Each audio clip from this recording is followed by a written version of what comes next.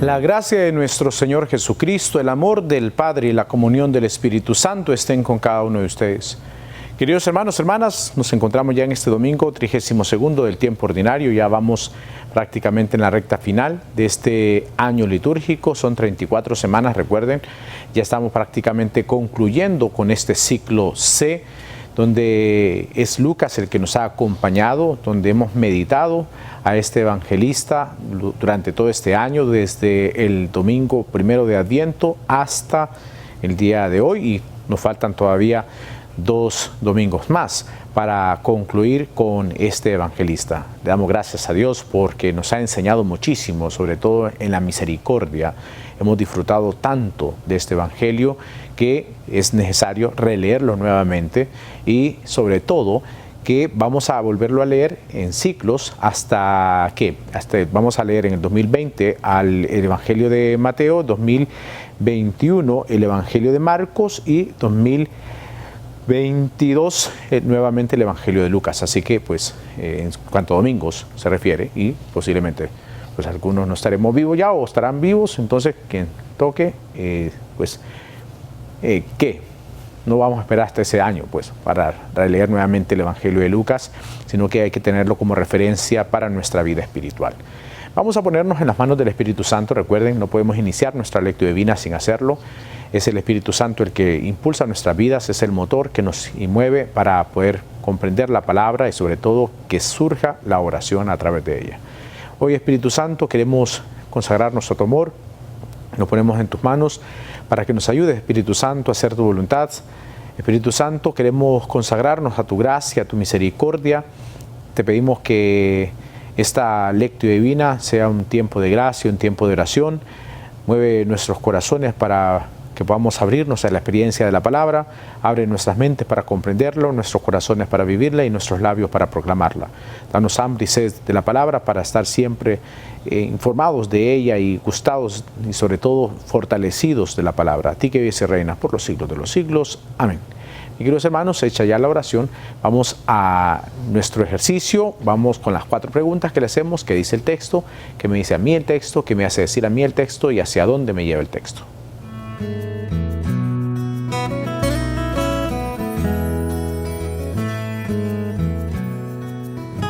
Bien, queridos hermanos, acerquémonos a la palabra. El Evangelio está tomado de Lucas, capítulo 20. Fíjense bien, ya vamos avanzados. Recuerden que no vamos a leer ahora en los textos de la Pasión, porque eso ya los leímos en la Semana Santa. Ahora solo leeremos hasta antes de la Pasión. Estamos en el capítulo 20, versículos del 27 al 38. Ahí está el texto para este domingo, Evangelio según San Lucas, capítulo 20, versículos del 27 al 38. Búsquelo por favor en su Biblia para que juntos hagamos este ejercicio de la lectio divina. Evangelio según San Lucas, capítulo 20, versículos del 27 al 38. ¿Lo tienen? Búsquelo por favor en su Biblia. No se contente con solo escuchar. Hagamos juntos este ejercicio. Evangelio según San Lucas, capítulo 20, versículos del 27 al 38. ¿Qué dice la palabra de Dios? Acerquémonos a la palabra. Proclamación del Santo Evangelio según San Lucas. Gloria a ti, Señor. En aquel tiempo se acercaron a Jesús unos saduceos que niegan la resurrección y le preguntaron: Maestro, Moisés nos dejó escrito, si a uno se le muere su hermano dejando mujer, pero sin hijos, cásese con la viuda y dé descendencia a su hermano. Pues bien, había 7 hermanos. El primero se casó y murió sin hijos, y el segundo y el tercero se casaron con ella, y así los 7 murieron sin dejar hijos. Por último, murió la mujer. Cuando llegue la resurrección, ¿de cuál de ellos será la mujer? Porque los 7 han estado casados con ella. Jesús les contestó: en esta vida, hombres y mujeres se casan, pero los que sean juzgados dignos de la vida futura y de la resurrección de entre los muertos no se casarán, pues ya no pueden morir, son como ángeles, son hijos de Dios porque participan en la resurrección. ¿Y qué resucitan los muertos? El mismo Moisés lo indica en el episodio de la zarza, cuando llama al Señor Dios de Abraham, Dios de Isaac, Dios de Jacob. No es Dios de muertos, sino de vivos, porque para Él todos están vivos. Palabra del Señor, gloria a ti, Señor Jesús. Vamos a ver entonces qué dice el texto en todo su contexto, ¿no? Recordemos, Jesús, dice el texto, llega y empieza a un diálogo o una discusión con los saduceos. Y nos dice bien claro el texto que los saduceos niegan la resurrección. Contrario con los fariseos, que sí creían en la resurrección, los saduceos dicen no creemos en la resurrección. Venían de los descendientes de Sadoc. Y entonces, luego dicen, les pone un ejemplo, maestro, Moisés nos dejó escrito. Era un ejemplo prácticamente como una trampa, ¿no? Para ver qué respondía Jesús ante esta situación. Y presentan entonces un ejemplo de una mujer que se había casado con un hombre, no tuvo hijos con ella, se murió, entonces todos se casaron con ella y al final murieron los 7 hermanos, murió la mujer sin tener hijos y entonces ¿de quién de ellos será esposa al resucitar? Quizás un poco cómica la propuesta que hacen estos saduceos, ¿no? Esa ley que tenía Moisés. Y entonces es algo que quizás no podía pasar. Pero vamos a irnos a la primera lectura del día de hoy, no para como referencia a ese texto, como que se habían casado, pero sí que había sucedido en la primera lectura, en el libro de los Macabeos, en el capítulo 7, una experiencia de una madre que vio morir a sus 7 hijos. Eso sucedía. Murieron estos 7 hijos, pero murieron en la fidelidad a Dios. Porque la cosa era que el rey los quería que profanaran su fe o que fueran en contra de su fe, que comieran en este caso carne inmolada a los ídolos, carne de cerdo, y ellos no podían comerla, entonces pues prefirieron la muerte. Y la mamá se pone a hablar con sus hijos diciéndole, ánimo, o sea, no renieguen de su fe. Se imaginan ustedes, las que son mamás lo comprenderán mejor, que es una situación bastante dolorosa, una situación bastante dura. Pero lo que podemos sacar aquí, y ojalá que podamos comprenderlo, sobre todo los jóvenes, que la fidelidad a Dios tiene recompensa, la vida eterna. Porque muchas veces nos fijamos solamente en las cosas temporales, pero esto va más allá. Esa experiencia del encuentro con un Dios que es todo amor, un Dios que es misericordioso. A partir de esa experiencia, entonces, como le digo, no sin querer igualar el texto, solamente que nos presenta en la primera lectura del día de hoy, nos encontramos con este libro de los Macabeos, donde nos narra esa situación de muerte de estos 7 hermanos. Pero ahí lo que vemos es la fidelidad a Dios, diciendo, Dios va a responder, va a decir la pregunta, ¿no? ¿Vale la pena morir a manos de los hombres cuando se espera que Dios mismo nos resucitará? Tú, en cambio, no resucitarás para la vida, le responde, ¿no? Esta situación de estos hermanos, 7, y de esta madre que los ve morir. En el Evangelio, el tema no es el ejemplo que está colocando, porque muchas veces nos quedamos en el ejemplo, va más allá, porque siempre nos quedamos con los ejemplos, con las parábolas, y el texto va más allá. Ciertamente el ejemplo pareciera que hay una similitud, tanto en la primera lectura de los Macabeos como en el Evangelio, en cuanto a la muerte de las personas. Pero, como les repito, va más allá. O sea, la cosa es la resurrección. Hay un tipo de burla de los saduceos diciendo, bueno, y al resucitar, ¿de quién será mujer? No creen en la resurrección. No nos quedemos en el ejemplo, vayamos más allá de la experiencia de la palabra, ¿no? Vayamos más allá de lo que la palabra quiere decirnos. Ahí hay algo de fondo en el texto. Hay algo que el Señor quiere a cada uno de nosotros enseñarnos de fondo a partir de la palabra, ¿no? Y entonces Jesús va a responder ante lo que le están planteando. Repito, e insisto en ese punto, no nos quedemos en el ejemplo de los saduceos, de lo que están planteando ellos, ¿no? De las 7 hijos, de las 7 personas, de los 7 hombres que se casaron con la mujer. No, vayamos más allá. ¿Qué es lo que está de fondo? No creen en la resurrección. Y entonces, como burla, entonces, ¿de quién va a ser esposa? Lo que Jesús les va a responder entonces. En esta vida, hombres y mujeres se casan. Pero los que sean juzgados dignos de la vida futura, o sea, de la resurrección, de entre los muertos, no se casarán. Y aquí es la clave, ¿no? O sea, recordemos las palabras que se dicen en los días del matrimonio. Hasta que la muerte los separe. Después de la muerte, ya no hay matrimonio. Es hasta en esta vida que tenemos el matrimonio como sacramento. Después de la muerte, pues ya no se casarán. Ni es que voy a ir a buscar a mi esposo, a mi esposa allá y que vamos a ser esposos en el cielo. No. Entonces Jesús dice, pues ya no pueden morir. Allá al tener ya la vida eterna no habrá muerte. Son como ángeles en cuanto a la vida eterna, ¿no? Está hablando Jesús, no es que seremos ángeles, serán como los ángeles en cuanto que no habrá muerte. Viviremos eternamente en esa presencia de Dios, si somos dignos de la vida futura. Lo está dejando bien claro Jesús, ¿no? Si somos dignos de la vida futura, entonces seremos como los ángeles, en cuanto que no moriremos, sino que contemplaremos la gloria de Dios. Y entonces son hijos de Dios porque participan de la resurrección, dice Jesús. Y entonces, ¿y que resucitan los muertos? Claro que sí, dice él, ¿no?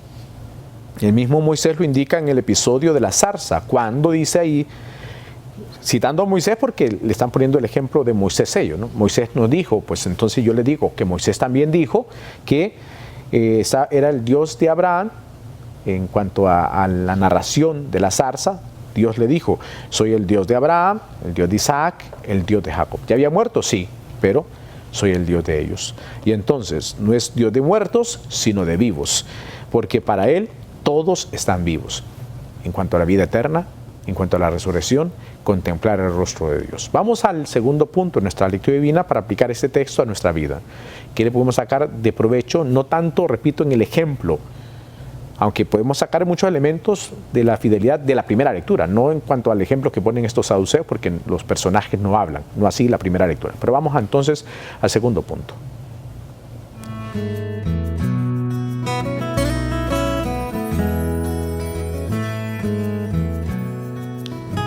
Este segundo punto, queridos hermanos, entonces, ¿qué me dice a mí? ¿Qué te dice a ti el texto? Saquemos algunos puntos que nos pueden servir para nuestra meditación, sobre todo la lectura de los Macabeos, porque ahí sí los personajes hablan.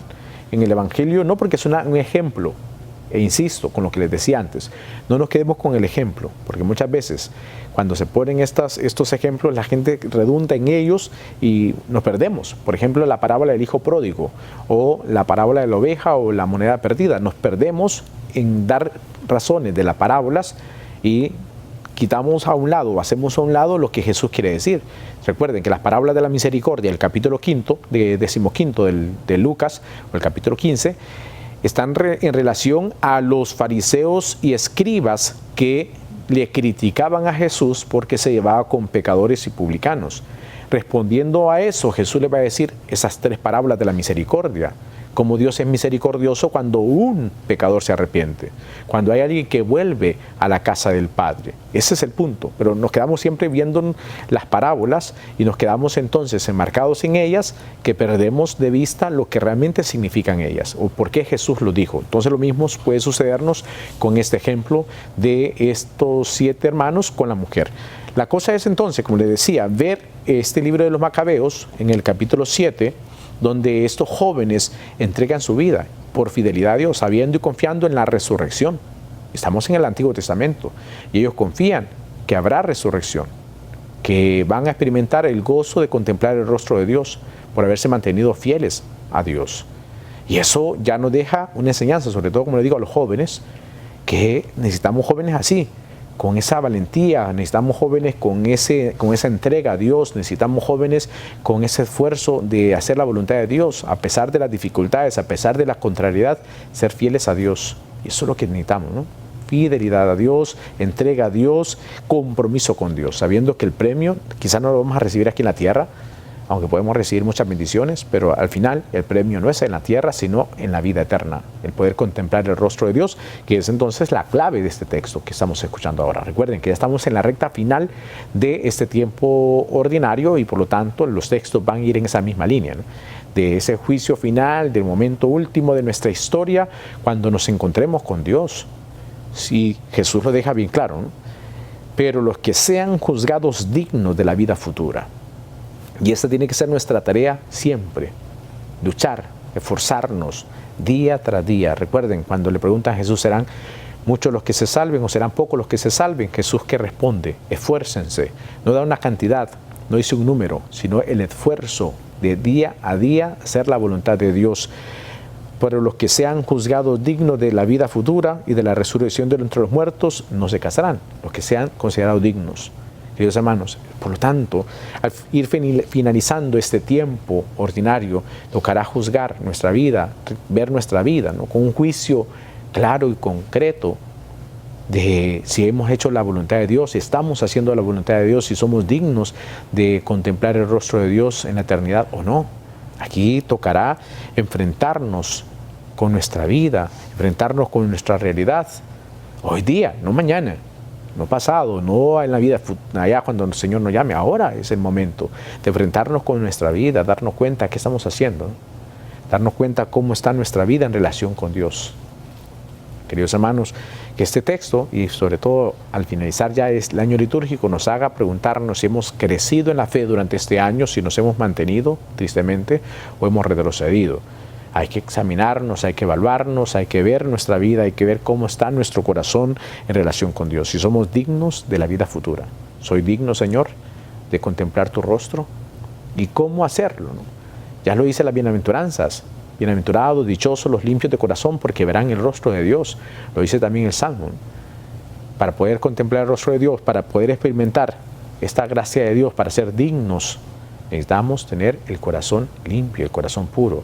Y como dice el Apocalipsis, bienaventurados, dichosos los que se han dejado blanquear por la sangre del Cordero. Y esa tiene que ser nuestra tarea, dejarnos limpiar por el Señor día tras día. Tenemos un sacramento hermosísimo, el sacramento de la reconciliación, que nos va limpiando la vida, que nos va limpiando el corazón de aquellas cosas negativas que vamos cayendo día tras día, pero sobre todo es acercarnos siempre a la misericordia de Dios, al amor de Dios, terminar el día siempre con un examen de conciencia para darnos cuenta que hemos hecho mal y sobre todo con el propósito de cada día esforzarnos por hacer la voluntad de Dios. Esa tiene que ser nuestra tarea, ¿no? Recordemos, nuestra tarea fundamental, ineludible, es hacer la voluntad de Dios, consagrarnos a Dios día tras día.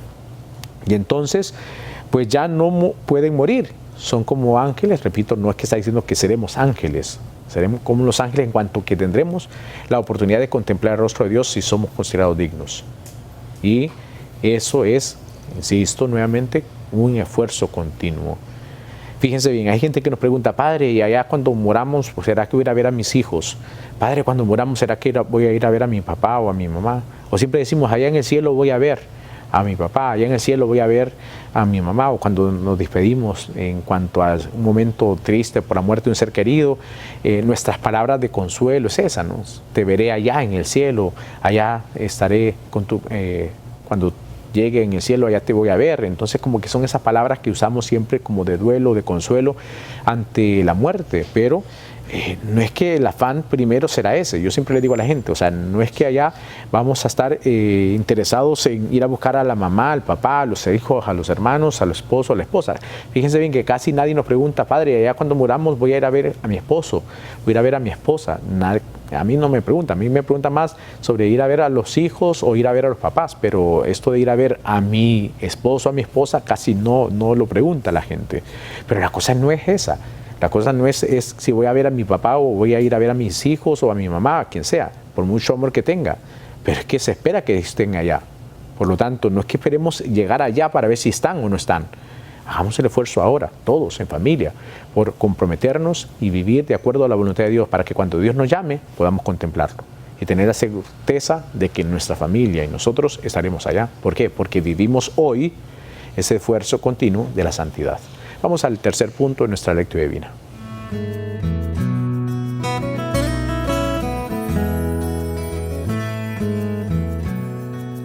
Queridos hermanos, vamos al tercer punto de nuestra lectio divina.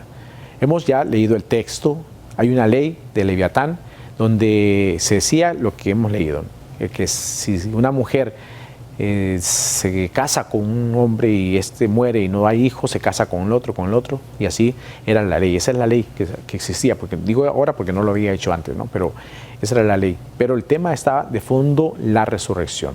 No creían los saduceos en la resurrección y Jesús se lo deja bien claro, que hay resurrección, claro que sí. Y es para aquellos que sean considerados dignos de ella. Por lo tanto, pidámosle a Dios esa gracia hoy. Pidámosle al Señor la gracia de acercarnos a su amor, de acercarnos a su misericordia a partir de la oración. Hoy, Señor Jesús, nos venimos a presentar ante tu presencia. Hemos ya escuchado tu palabra, hemos escuchado tu mensaje de amor, hemos escuchado, Señor Jesús, lo que quieres de cada uno de nosotros, que seamos dignos. Y eso solos no podemos, Señor Jesús, porque hay realidades humanas que nos hacen tropezar una y otra vez. Eso solamente con tu gracia, con tu amor lo podremos lograr. Ayúdanos, Señor Jesús. Ayúdanos a hacer tu voluntad. Señor Jesús, ayúdanos a esforzarnos día tras día, para que un día seamos dignos de contemplar tu rostro en la eternidad. Queremos que nuestra familia, queremos que cada uno de nosotros podamos tener esa experiencia de ver tu rostro, de contemplar tu rostro. Que no dejemos todo para última hora, diciendo, tal vez allá veo a mi familia. Que el propósito sea ahora como familia, de consagrarnos a Dios, de entregarnos a Dios, de esforzarnos para que todos un día seamos considerados dignos de contemplarte a ti, Señor. Que pongamos nuestra confianza en la resurrección. Que este paso por la tierra no es aquí, no es ya el definitivo, porque hacia donde vamos es a la vida eterna, a contemplar tu rostro, Señor, lleno de amor. Ayúdanos a comprender la palabra y sobre todo a ir terminando este tiempo ordinario con esfuerzo, con alegría, con, Señor Jesús, con valentía, de hacer siempre tu voluntad. En tus manos queremos quedar y que sea tu santísima voluntad la que reine en nuestros corazones, ahora y siempre, por los siglos de los siglos. Amén. Mis queridos hermanos, hecha ya la oración, vamos al último punto de nuestra lectura divina.